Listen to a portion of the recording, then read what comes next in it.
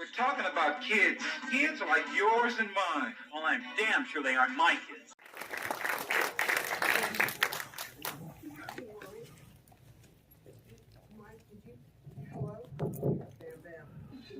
The mic's not working.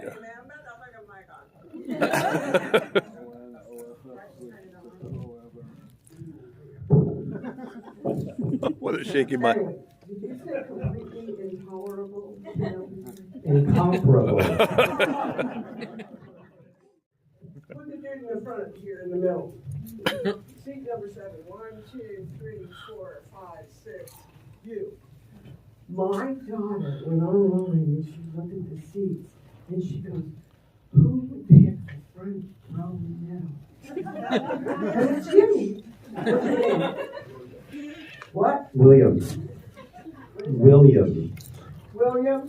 Yeah, no last name. Okay. Nice to meet you.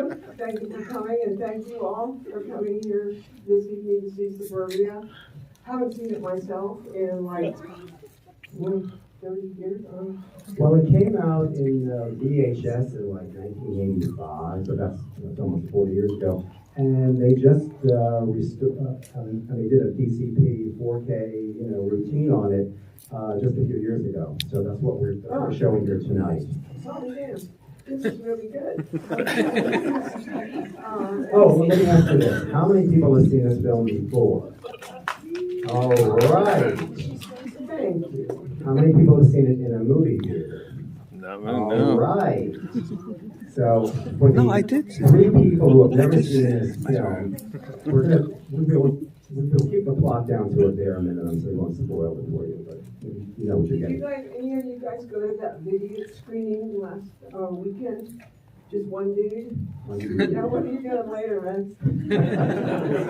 Okay, so, I just didn't want to repeat my same jokes, I think you're safe. Tony out there. Hey, bro. Is it only heavy metal, long-haired banker, accountant dude in Los Angeles? Yeah, Tony. Okay. The deal was that I could not get distribution for the Decline, so head man of the he said you can't do like a documentary film because nobody wants to go to see a documentary, and you have to write a narrative piece. So that's when I wrote Suburbia. Yeah. Oh, you guys, thank you for coming out, man. Jesus Christ. Oh, you guys you didn't get old, but I did. I don't get it. Oh, Jennifer, she's gorgeous. Look at her. Oh, my God. You're the only seats available. Well, thanks a lot, Jen. I know, that's good. She's adorable. Oh, my God, I'm emotional. I never get emotional. You decided to cast a few musicians, real bona fide musicians in this. Well, musicians and real punks. Right. Because I told Roger, I said, nobody knows what punk. I can't teach an actor to be a punk, but I can teach a punk to be an actor. And that is what I was able to convince him to do. And that's why you cast Flea in the Yeah. Flea was a friend of mine back then and still is. And the whole rap thing. There was a dude that used to always go to shows, and he would have a rat on his shoulder. And I said, could I cast you in Suburbia? And he said, no. And I said, well, could I rent your rat? And he said, yes. And so I gave it to Flea to use. And I didn't tell him, put that rat in your mouth. He just did it on his own. Into a ditch because I fell asleep. Yeah. Oh. With my daughter in the car. I know. It's because those shoot nights were so late and I was so toasted. I sure couldn't do it today, but I did it back then and survived somehow. Well, you waited into the studio system. Oh, yeah. So. No, honey. We called it sold out. I was trying to I be polite. sold out to the studios, and you know, yeah. So what about it? Well, Wayne's World, Hillbillies, Little Rascals. So of those studio films you made, you have a personal favorite. The third chapter of the Decline Oh documentary. yeah. And you showed the movie. Yeah, you said I it. could not get a theater for any of the declines, really. You know. Yeah, you couldn't get a distributor. So, and you know, this is how it works in those days. It's entirely different now. That was 25, 26 years ago. Landmark Theaters there isn't much left of it anymore, was the premier specialized film exhibitor. Lemley is here in Los Angeles. We're sitting in the Lemley Theater, so let's hear it for the Lemleys. Blah, blah, blah.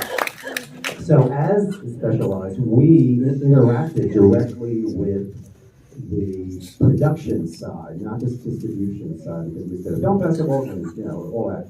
And so Penelope had the instincts to go direct to the source because I was in charge of programming the theaters. And so you made the call. I didn't know you from Eve, but I knew who you were. I knew your movies, and you said that you had your third chapter of the film. I didn't even have to see it. All I did was say, of course we will help you distribute this movie. And I'm not looking for like applause or credits. I'm just explaining how much power exhibitors have in that system. They don't have it anymore. They're at the mercy of this of distribution and of the studios. They've lost all that power, which is very, very sad. And they're really, art houses are on the edge of extinction. So please come out and support your local art house. That's why we're here. It's Art House Theater Day. Any more questions? No, forget it, man. When I worked for Roger and all the other first-time directors, he gave us some rules to follow. And the first rule is sit in the director's chair all the time. And don't get up and run around on the set. And that really saved my ass, I mean, literally.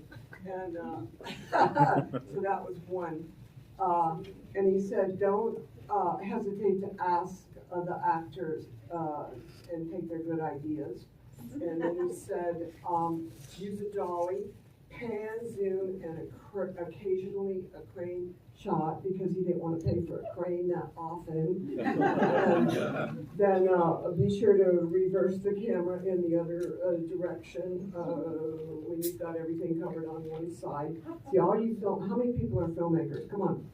Let's hear it. Let's hear it. Come on. Whoa. Okay, take these rules. Never this. Oh, here's the best one, and then I'll shut up. The best one is never ask the crew if the shot was good. Because they'll all have some kind of itch. And so you just have to keep moving, and if somebody's got a problem, they'll tell you. So that, and be sure to sit in your director's chair all the time, and hire Ray Likens as a stuntman. And Bradford, what was his name, Dan? Bradley. It was Brannigan and Bradley. Brannigan, yeah. When you see the bad guy in the movie get his head hit into the tree, that was Brannigan, and he actually hurt himself, poor dude. You know, and Jennifer Clay, and my lovely Christina, thank you so much for coming out. Okay.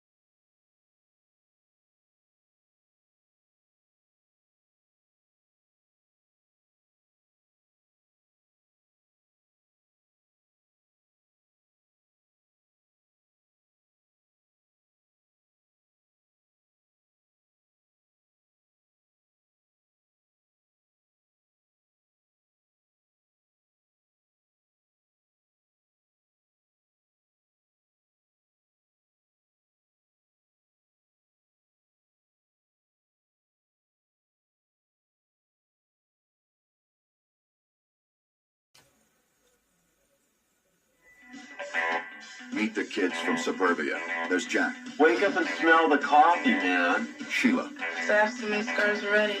Joe, I could be there all your life. and Ethan. I feel kind of scared. You'll love them.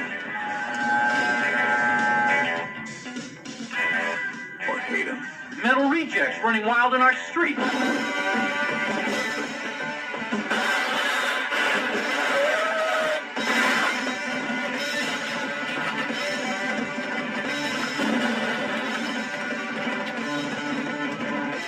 Book 'em, Dano. Their music.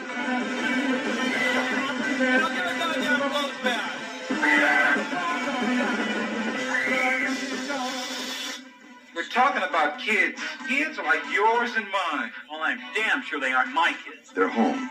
This is the best home any of us ever had.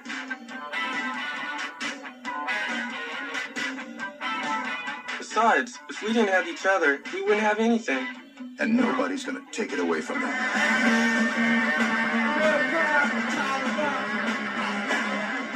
Oh, shut up! You molested your own daughter, you scumbag!